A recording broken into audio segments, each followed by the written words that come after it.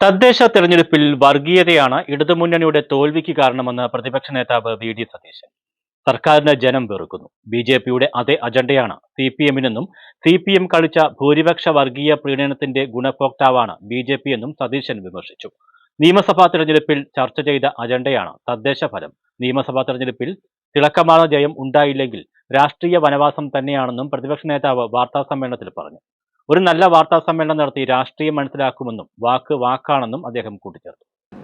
പഞ്ചായത്ത് രാജ് നഗരപാലിക സംവിധാനം നിലവിൽ വന്ന 1995 മുതൽ 2025 വരെ നടന്ന 7 തദ്ദേശ സ്വയംഭരണ സ്ഥാപനങ്ങളിലേക്ക് നടന്ന തെരഞ്ഞെടുപ്പിൽ ഏറ്റവും ഉജ്ജ്വലമായ വിജയം നേടി UDF കുതിക്കുകയാണ്. ഈ 7 തെരഞ്ഞെടുപ്പിലെയും ഏറ്റവും വലിയ വിജയമാണ് 2025 പ്രാദേശിക സർക്കാരുകളിലേക്ക് നടന്ന തെരഞ്ഞെടുപ്പിൽ UDF നേടിയിരിക്കുന്നത്.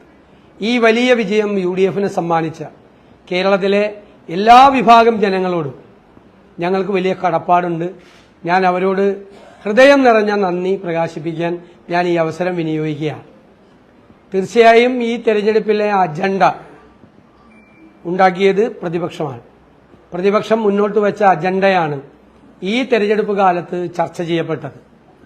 ഞങ്ങൾ ഗവൺമെന്റിനെതിരായിട്ടുള്ള കുറ്റപത്രം സമർപ്പിക്കുകയും അതേ അവസരത്തിൽ ഞങ്ങൾക്ക് അധികാരം തന്നാൽ ഞങ്ങൾ എന്ത് ചെയ്യും എന്നുള്ളൊരു കൃത്യമായ നിലപാട് സ്വീകരിക്കുകയും ചെയ്തു.